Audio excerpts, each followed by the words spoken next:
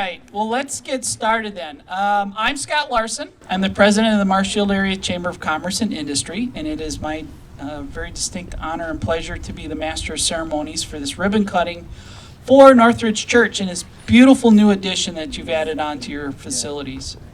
One of the things, I was talking to Preston before we get started here, and I said one of the things that we've talked a lot about at the Chamber, and we talk about this throughout the community, is that we need quality of place is extremely important in a community, particularly since workforce talent recruitment is such a major issue that we're and our businesses are all dealing with. And so this is something, again, that's a beautiful new asset to add to that quality of place component to our community. And so we thank you very much for taking on that effort and adding such a beautiful facility to what we have. We're also in Marshfield. What's Marshfield known for? Certainly one of the key things is healthcare. And so there's always such a focus on our physical health, but obviously our spiritual health is just as important. And so having those opportunities here in a community is something that we all look forward to having as well. So with that, we are going to get started. We have a number of speakers to say a few words on behalf of their organizations related to this project, and let's get started then. And so up first is our council president, Nick Patil. Nick?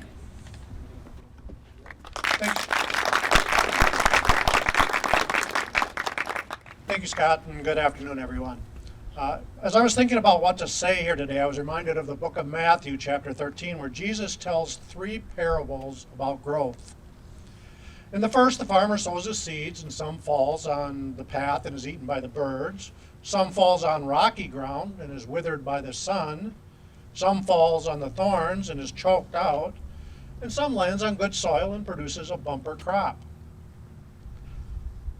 In the second, he tells about the farmer who planted good seed. But an enemy plants weeds in with it, and he must wait until the harvest to sort out the good from the bad. And in the third, he talks about the tiny mustard seed, which grows into a tree where birds come to perch.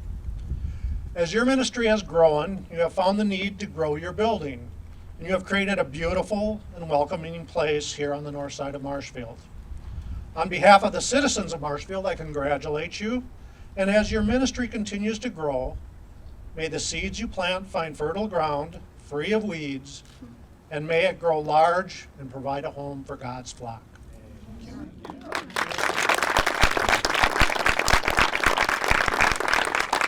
Thank you, Nick. Appreciate that, and appreciate your efforts and the council's efforts to help make Marshfield a very quality place for living and doing business. Up next, representing the MACCI Board of Directors is our chair, Ron Wilczek. Ron? Well, thank you, Scott. It's a pleasure to be here today, not only to celebrate the new building expansion, but the continued growth of the church. My understanding is it's not the last or the first building expansion, maybe not the last either, who knows. But as a good news for Mitch, right? As a MACCI board chair and a resident of Marshfield, I just love seeing businesses and organizations grow and that have a mindset of continuous improvement. So I applaud you for that. I've not been inside yet, but I've heard wonderful things about the new facility, and it seems like it provides a little bit of hope, which we need in today's society.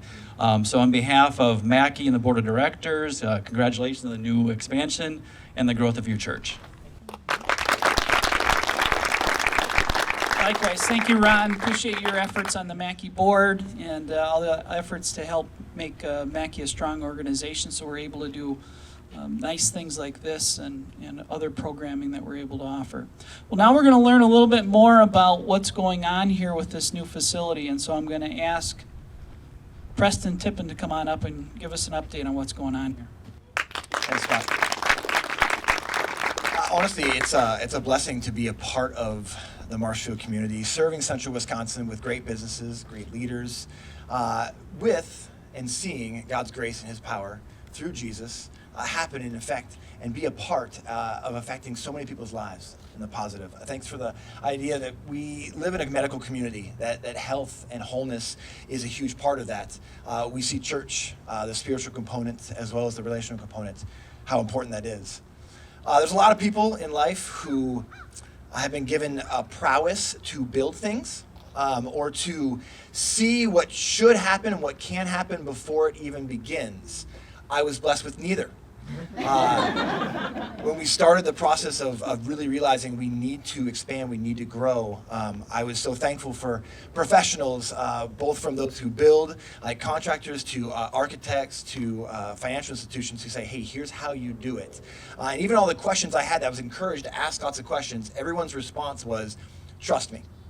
Trust us. You know, when I had concerns, when, I don't know, a pandemic hits, and we're like, well, what are we going to do now? Like, how does this happen? People said, hey, trust us. This is going to be good. When you work through a project like this, you learn a lot about trust. There was one time, they actually probably put a little too much trust in me. They were pouring concrete, and I was here kind of filming and kind of watching, and one of the concrete foremen says, hey, do you want to drive a buggy with the concrete in it? And I mean, he was literally going to let me drive the concrete and try to dump it in the right place. I was like, thanks for trusting me, but I don't trust myself to do that. So I didn't drive one of those things. Maybe someone else's project, I'll drive it on, but my own, I was like, I can't do that. I've learned to trust in people that God's put around me, from the professionals that have been part of the process. I've learned to trust in the revisions, the schedules, even the delays, knowing, hey, this too is a part of how to get this thing done. But ultimately, I've learned that we need to put our trust in the God of the universe, who literally promises to order our steps, to guide our decision making. And we need to do that. We need to trust enough that we actually can submit our desires, maybe what I want to see happen, to his good and perfect will. Psalm 37:23 literally says, the Lord directs the steps of the godly. He delights in every details of their lives. And I really believe that God has ordered the steps of not only myself and our amazing staff, but our board of elders and our volunteers here at the church to really take a idea and a vision and be able to make it happen. There's a lot of thank yous. Honestly, there's actually, I'm going to probably miss people, but just some of the thank yous. Doug Pence isn't here today, but he really stepped in. He's a member of the church and said, hey, I will help you navigate the construction and the process of doing this. And I was like, that's great, because I'm a pastor and I have no idea how to do this stuff. And so he was an awesome help to be able to do that. Marewood and all the subcontractors, like, again, I can't tell you how many times Tracy Muse, the foreman, said, hey, just trust us, it's going to be okay. And I was like, okay, man, I'm going to trust you. We're okay with that. Our architects, Rise Point, really helped us understand what our needs needed to look like in a building. Forward Bank stepped in and said, hey, we'll help you out with some money. And I was like, but it's a lot of money. And they're like, we'll help you with that too. I was like, okay. Badger Title made sure everything was double checked. Marshfield Furniture was amazing to work with. We had some really cool, afterwards I'm going to invite everyone, anyone with a red lanyard on, would love to give you a tour and kind of show you. There's some great furniture that they gave us a great discount on to be a part of the community. Because they saw the mission and the vision to relationally love people to Christ-centered wholeness. And that's not just those who would call themselves Northridge Church members, but it's for absolutely anybody in the community that's like, I need hope. I'm looking for wholeness. I realize there's more than just physical health. There's mental, there's relational, there's spiritual health that I want for my life and for my family. Stainless and repair. If it's metal, they kind of helped us make that happen. There's some really great tables and some corner guards they helped make happen. Papa's Landscaping made sure that the grass looked good, along with tender shoots. Greenhouse out in Greenwood. If it's a plant and it's alive, they helped make it happen. If it's dying, then I had my hand in it, and so just don't blame them. It's me. Oak Tree Heirlooms helped make sure that our kitchen counters and everything was going smooth with that. House Heating has answered my 1,000 questions on how to make sure the air and heat is working. Phelps Manufacturing did a bunch of the work with wood. Quality Electric did some things that we had forgot to put in the bid, and they came in and said, hey, we'll help with that. I was like, thank you. Pat Langrick, Pat's here. Pat is an amazing woodworker. If it's a table made out of wood, Pat helped make sure it was crafted and looked well. So thank you, Pat, for making some of those accessories look awesome. Tony Shaw was not able to be here, but he helped paint some areas that we didn't have the professionals do, because he's a former paint professional, and it was awesome. We also have some past leadership that really helped make church here in Marshfield through Northridge possible. I've only been here since 2007. The church has been here since 1966. 66, I believe, 67, and it has been through 5 different renovations and additions throughout that time. And biggest thank you to all the Northridge volunteers and church members who rolled up their sleeves, put sweat equity, put time, put care, had input and ideas to make this happen. There's also probably a lot of subcontractors that I can't even remember. There were so many people in here. I brought donuts every so often. I feel like that was my contribution to the building process. Was I bring donuts every so often, and all the workers would be like, "Yes, donut guy's here." I didn't tell them I was the pastor. I just said, "I'm donut guy. Here you go." Now, the original motive for actually building an expansion, the original motive for actually doing this was to create more room to reach more people with the love of Jesus. We realized that the space we had was awesome. It was being well used. It was inadequate for continuing to see people grow, for them to connect with each other, and for them to connect with Jesus. And so now we have more than enough room for weekend worship, but that's not actually what gets us excited. It's great. Sundays or during the weekends is awesome to see so many people gather together, connecting with one another, connecting with Jesus. But we love the spaces that we've been given that can be used every day of the week. We've already had students who are doing online school just need to get out of their home environment and come hang out here. It's amazing. We see kids come after school while parents are at work or they're waiting for youth ministry and they're doing homework here. We envision seeing remote workers or people who are just like, I'm tired of working in my office or I'm tired of working at home. I just need a different space to be using the fireside room, the cafe, the atrium. We really want this to be a place where there's more room for people to connect with what God's gifted them to do and how they can interact with one another. And so we understand that church can be an intimidating place for a lot of people.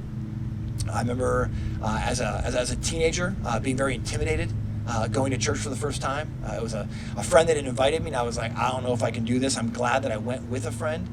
But here's the reality. We desire for everyone in our community in central Wisconsin to feel welcomed and comfortable in this space. Whether they know that Jesus is their Lord and Savior, or they're just realizing that something inside them's missing, that there's a spiritual unhealthiness that exists. We want this to be a comfortable place where there's no barriers that would keep anybody out. So thank you, MACCI and leaders from our community for allowing Northridge to be an integral part of Marshfield and serving and helping this great Wisconsin community. So thank you.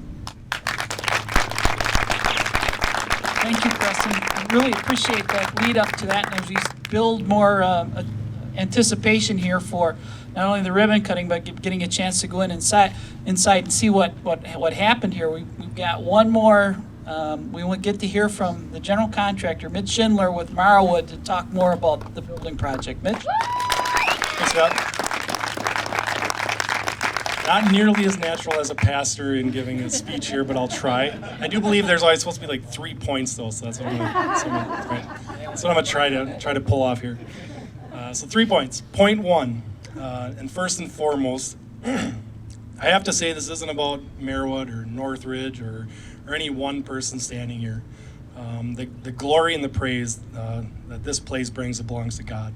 And so don't put it on any one person here or any company. So let's make sure we put it in the right spot. The second point, and it's a big one, is timing. As we step back and take a breath and we enjoy in this new space, I can't help but reminisce on how this all got done or how it almost didn't get done. You think back, the brunt of this planning started around January of 2020. There were some meetings before that, but that's really when we started diving in deep and really trying to figure this church out. And then that went all the way right through until the contract was signed in August of 2020. And a lot happened from January to August of 2020, right? Uncertainty to say the least. I remember numerous conversations with leaders here and others that, some of the questions and doubts that set in, is, are we sure we want to do this now? In these uncertain times, are we sure we want to spend this amount of money? Are we sure the congregation will commit their resources and be able to follow through? And even as we hold services in a mall. So I give these guys a lot of credit for pulling the mall off because they did it well. Thankfully, he gave all involved the strength, courage, wisdom, and the nudge to go forth in faith and trust in his plan.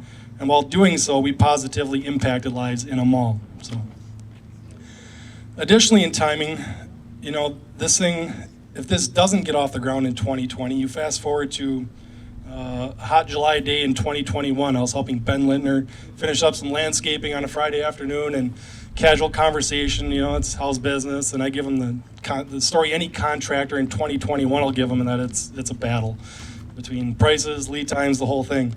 And he's starting to relate that to this church. And in this year, this church costs a minimum of probably 30% more. Not to mention the lead times. The steel that's holding up the majority of the church, at the time we built was 2 months out. Now it's 6 months plus out. That's if you can get it. So even if you can stomach the costs, what does the timeline do to us as far as a church and building this project?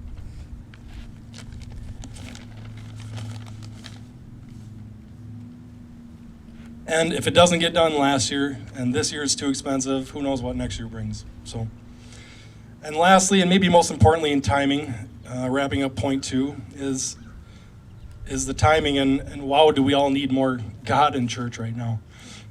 Between what's going on out there in the world, anything to bring people together, and the building's part of it, but it's really the people that fill the building that really, can help put somebody's mind at ease, help take some stress off. Everything, the fear that's driving and everything that's going on right now, the timing couldn't be any better. So, and my last point is thankful. I want to thank Northridge for having the confidence and trust in Marewood to do this project and pull it off. I want to thank the Marewood crew and the subcontractors that were here to assist. Tracy Mays, as Preston mentioned, was integral. He's retired now. This is basically his last project. We wish him well, a healthy, happy, long retirement. He will be missed. Dylan also was here helping Tracy most days. So we thank Dylan, Dan, and Ben a lot in the budgeting process early on. There's a lot to figure out there, and we got it done. So, and then the entire Marewood crew that helped put the project together, as well as the subcontractors. And then the last person I do want to thank is Doug Pence, who's not here. Doug, really, I can stand here with my contractor hat on and my Northridge church member hat on and say he was the right guy for the job. He's a great go-between. He's a humble, caring, decisive servant leader, and it was great having him on this team. So. Thank you, Mitch. Testament to all the great companies that operate in and around the Marshfield area, and we're so proud to be able to help work with these companies. Well, now we're going to do the ribbon cutting. So Preston, come on up, and I know you wanted your staff to come up here. And we're going to have a little noisier than usual ribbon cutting. So, so as we get ready for that to happen. Come on up, guys.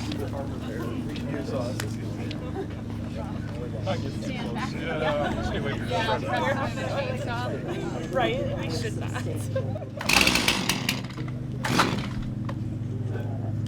Lie to me.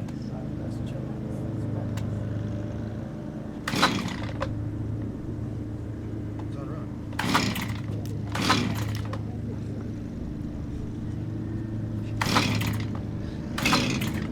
You started up with like 2 pulls last time.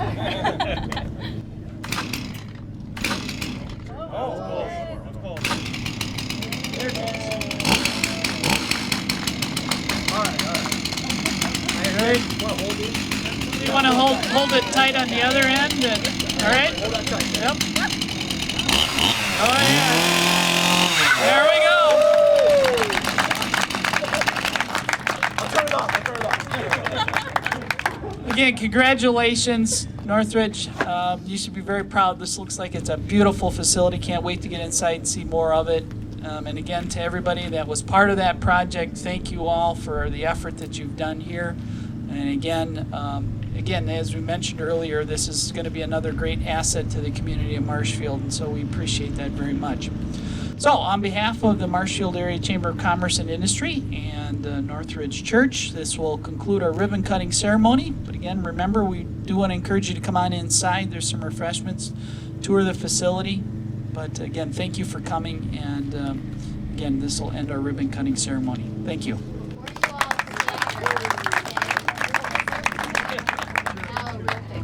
Oh, we got a real picture.